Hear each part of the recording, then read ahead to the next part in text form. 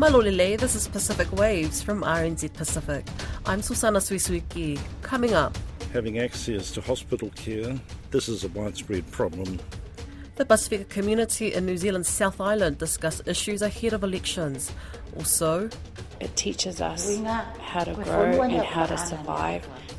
A new gardening club led by a Tongan church emerges in East Auckland's Tamaki area. And later, just one more sleep until the Rugby World Cup kicks off in France. New Zealand's South Island has one of the fastest growing Pacific populations in the country. Communities there were only further strengthened when uniting against the spread of COVID-19. As a result, Pasifika had the fastest vaccination rates out of any other group. However, the impacts of the pandemic further exacerbated pre-existing issues like the cost of living, Pacific pay gap, education and housing issues. Alicia Foon spoke with Pacific community leaders in the South Island as they weighed in on the political debate, breaking down what people within their region need ahead of the election. In the heart of Oamaru resides a thriving Pacific community, which makes up 20% of the 14,000 people that live there. Here, our Tongan community are our largest Pacific ethnic group, followed by our Tuvaluan families, and we have an increasing Fijian community. That's Hana Halalele, Waitaki District's first Pasifika Deputy Mayor. Groceries are really expensive. We have increases with interest rates with our mortgages, and then that increases also the rental payments for a lot of families. Down here in the south as well, we have a lot of seasonal workers that are at our freezing works, and they're currently in off-season. Challenging time, especially during winter when you've got an increase in electricity bills. You have a house full of children to feed and you're out of work. And if you're on a work visa, then you're not eligible for any government support from work and income. In Christchurch, University of Canterbury Director of Māori, Pacific and Rainbow Student Services, Ricky Welsh, says future governments need to prioritise more Pacific-based research and focus on mental health impacts of the Christchurch earthquakes. Particular niche that has not been researched is Pacific people. So Pacific young people that have grown up during the time, earthquake generation, what are their issues going to be and what is anyone doing about it? You don't see anything for the Canterbury-based issues in national politics at the moment. He says overall the Ministry of Pacific Peoples under Labour has been fruitful. I do worry about a government that may remove some of these agencies which have helped increase cultural identity. And I think the South Island would suffer worse than the North Island because simply for the fact there's so many less of us here. In Dunedin, Reverend Alofalale says people need higher wages to survive. Everything's going up, and wages are not meeting that. There's a big Pacific pay gap there that needs to be bridged and bring, people's wages up to parity with non-Pacific. She says people have a lot to consider come this election. As Pacific people, Labour has always been, a party that you will align yourself with. You feel that this is the party that looks after you, and the faith is still there for many people in terms of movement for the future. But there is also a lot of ifs and a lot of questions. And so I think people are lacking a bit of confidence. Invercargill-based surgeon Dr. George Nye says he feels let down. Like many of this government's policies, it doesn't translate into meaningful actions. Hopefully after the elections there would be a change, but again, realistically, this would depend on availability of funding for the health space. We are concerned that the government has a large debt. He says unlike Auckland and Wellington, people living in rural South Island and small towns experience their own set of health challenges. The main need is to access medical care, both having access to GPs, having access to hospital care. This is a widespread problem both in mainstream and ethnic communities, but it's more acute with more serious consequences in the Pasifika community. Pacific community leaders will be visiting hotspots around the South Island in the coming weeks to provide civic education for eligible voters ahead of the 14 October poll. Mental health access and integration are key topics at this year's Pasifika Medical Association conference. There's plenty of challenges, but also some good news out of the Cook Islands. Caleb Fotheringham, who's been attending the meeting in Rarotonga, has the story.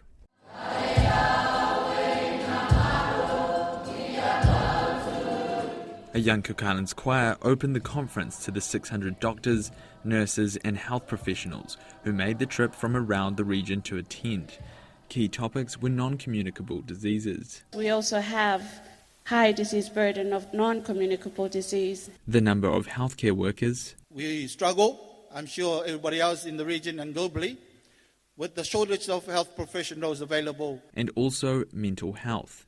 Siulalili Dr. George Tuatama, who looks after the mental health services in Samoa, says there is a lot of ignorance. There's always a stigma with mental health patients and discrimination, and I don't think it's something that's going to go away anytime soon. You know, the mental health disorders are sort of cursed beliefs of traditional origins. In the Cook Islands, a one-of-the-kind study found Cook Islanders born in the Pacific have better outcomes than those born in New Zealand. Dr. Sam Manuela, who conducted the study, surveyed about 10% of the country's population. He found younger people are reporting more symptoms of anxiety and depression.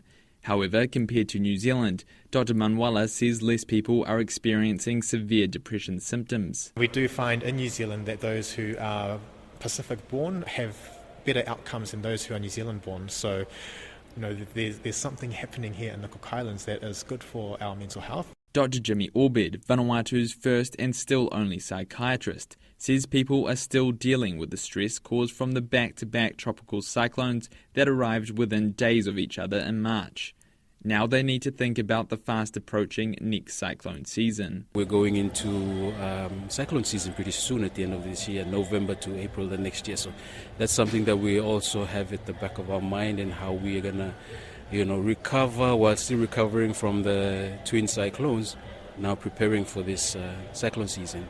Dr. Sione Vaka from the University of Waikato ran a session on supporting people with dementia. Dr. Vaka says Pacific people need to see themselves in mental health services. He says current services in New Zealand and some in the region are based on foreign framework and not on the indigenous way of thinking. Dr. Vaka says Pacific healthcare focuses on building a relationship and later asking illness questions. For us, I need to know you before I tell you what's inside my heart. And if I don't know you, I don't trust you, and I won't tell you what's bothering me. Dr. George Tuitama says cultural and traditional beliefs need to be integrated into mental health treatment. In a mental health therapy and mental health treatments, we have multidisciplinary approaches. And spiritual and traditional and cultural aspects have to be taken into consideration. We cannot treat patients fully with mental disorders and mental illnesses without encompassing their full cultural background. The Pasifika Medical Association conference finishes on Monday local time in Atutaki. The international organisation Conciliation Resources has been operating around the Pacific for more than 20 years. It has spent considerable time through that period in the autonomous Papua New Guinea region of Bougainville, which was the centre of a devastating conflict through the 90s. Many issues still impact on people, and it is into this environment that Kieran O'Toole from Conciliation Resources has spent a lot of time. Don Wiseman asked him about the nature of work he's been doing. What we do is work on the drivers of conflict. So what drives conflict within a context? So within Bougainville, we work with, in particular, local partner organisations, the Nazareth Centre for Rehabilitation, better known for its lead person, Sister Lorraine. And we've worked in Bougainville really since the early 2000s, with a bit of hiatus for about 10 years, and came back and started to work quite a large program from 2015. So the work we do, we really support the Nazareth Centre in their work in building or enabling local leaders to be able to identify conflict issues, analyse local conflict issues, and then develop their own peace-building initiatives to address them. Some of that can be local dialogue, can be local development initiatives, can be mediation initiatives. And these, when I say local leaders, it's primarily, it can be women leaders, can be local community leaders. It has been youth leaders, ex-combatant leaders, and others. All in all, I don't have the figure at the top of my head, but at least 1,200 people from across the Bougainville have been through this training. Sometimes it's a 3-week training, sometimes it's a 1-week training. So that's sort of like the core of what we would call partner work. We've also worked with ex-combatants. So we've actually brought ex-combatants and politicians from both mainland Papua New Guinea and Bougainville to Northern Ireland, Scotland as well. This is pre-referendum. And what we call comparative learning. So comparative learning is bringing, I suppose, experiences, bringing learning from one conflict context or one peace process to another. And we do this really around the world. And with Bougainville, it was South Sudan, Northern Ireland. And it's that sort of like, what can be learned or garnered from these experiences and sort of like brought in by Bougainvillians to their journey in a sense. So we've done quite a bit of that over the years. We've also done that with Solomon Islands, so brought some ex-combatants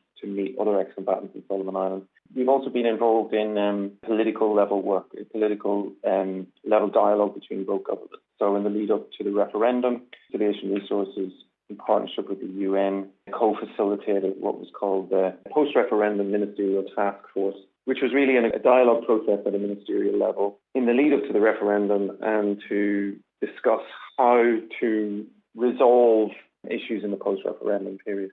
How do you measure whether or not you are having the desired effect? That's one of the difficulties in our work. What we do is we monitor, we follow up with in particular participants. So if you think about the work we do, it tends to, you can do training, you can do work, it could take 5 years before it actually takes effect. And a lot of it is the non-recurrence of violence. Really the way we judge it is through what we call case studies of ex-combatants moving away or transitioning out of being ex-combatant leaders into being political leaders or community leaders. That's one sort of direct example of how we monitor it.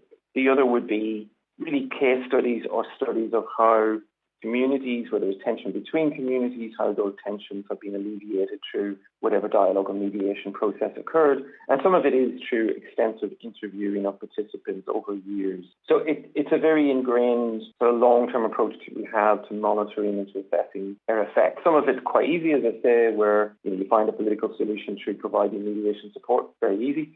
And at a community level, it is quite difficult to add attribution, but it's something that you have to monitor over time. When you're operating at community level and you're outsiders, how can you really relate to people and relate to their situations when you don't have all that background? Yeah, we don't see ourselves as the Bougainvillians. It's not the way we operate, really. There are two sides to this. There are advantages to being outsiders when it comes to mediation in particular at a political level, because you come with a relatively impartial or the perceptions of being impartial. So whether that's the comparative learning as I described, the experiences from different parts of the world, or whether it's direct facilitation and mediation, that, as outsiders, you're bringing sort of the technical ability to do that. And as outsiders, you're perceived as impartial, and we very much work to ensure that perception of impartiality is maintained.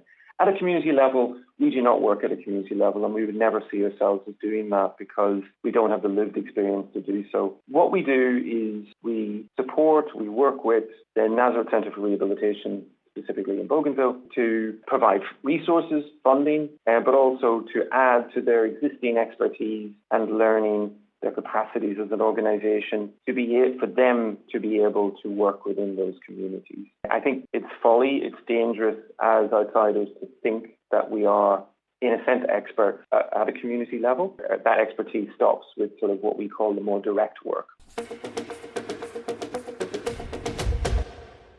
To close off Tongan Language Week, our next story is from a Tongan community in East Auckland's Tamaki area, who have set up a new gardening club to grow their own food to combat the high cost of living.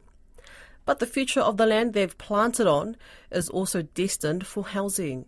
I spent a day in Tamaki and checked out one of these gardens. Hello, chicken. Are you hungry? Pilkington Road in Tamaki is where Haitelenisia Manu planted her roots when she arrived from Tonga a decade ago.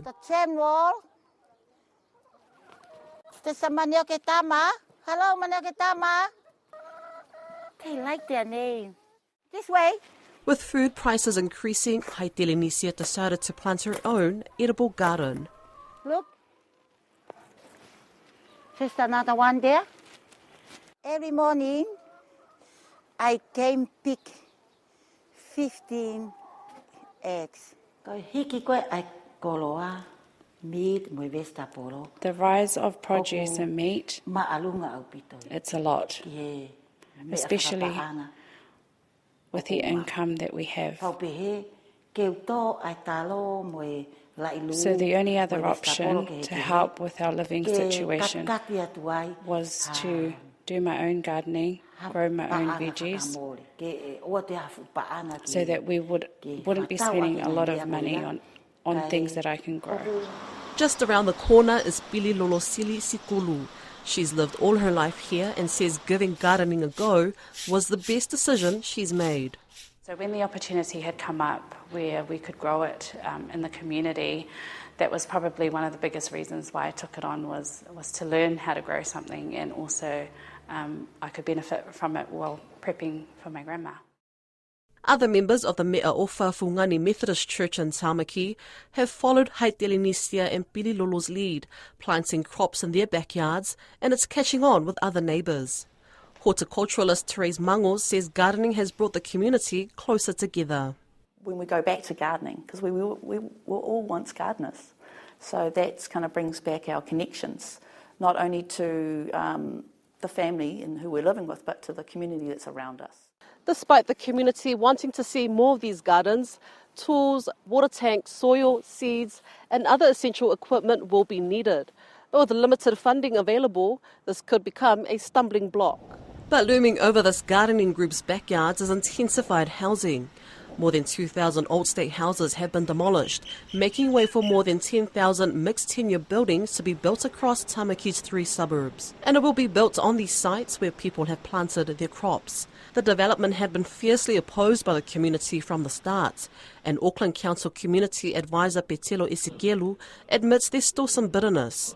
He says accessing suitable land will be a challenge, something local and central government could help with. So at the moment there's a ad hoc approach where some councils are funding it, but there's not actually a regional focus on community gardens. Tamaki is a low socio-economic suburb, and at the local shops there's no shortage of fast food restaurants. There are 17 outlets in the area, with a Burger King currently under construction. Esekelu says he understands the community's frustrations as they actively try to promote healthier kai. As someone that's from Glen Innes, I don't think they're needed, but on the flip side, they are offering employment to local people as well. Although gardening requires a lot of time and effort, Haitelenisia says it's worth it as it keeps her and her family grounded to their Tongan values. Because this is how I was raised.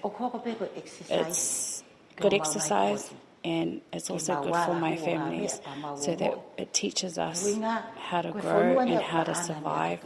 And in this country, money is always a requirement to get everything that we need.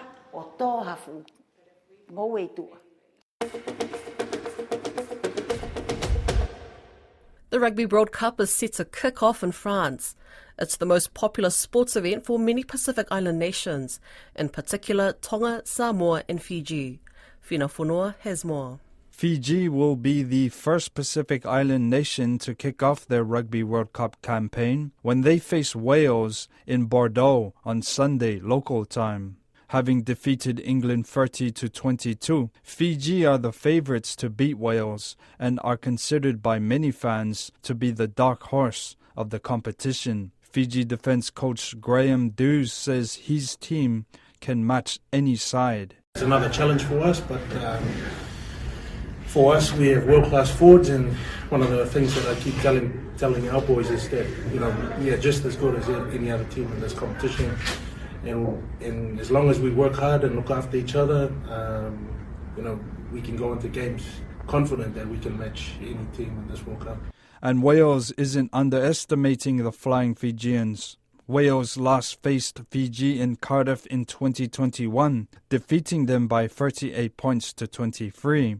Coach Warren Gatland says his team are preparing for the Fijian backline, who are known for their speed, pace, and tackle-breaking runs. We've spoken as a group saying at some stage they're going to do that. So then it's about how we scramble and get back, and we've got to impose ourselves on them as well in terms of bringing our game to them. So yeah, they're a good side at the moment. A lot of players have come out of Super Rugby, and a lot of players playing in France too. So it's going to be an exciting challenge that we're really looking forward to. The All Blacks enter the competition with doubtful fans following their 35-7 loss to South Africa 2 weeks ago. All Black coach Ian Foster says he's never been involved in a match that's received so much hype. They play in front of an 80,000-strong crowd at Stade de France.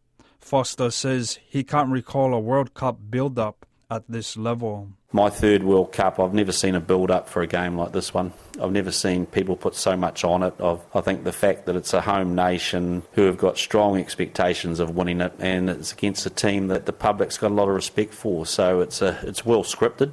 Samoa will face Chile next weekend on September 17th, whilst Tonga play Ireland on the same day.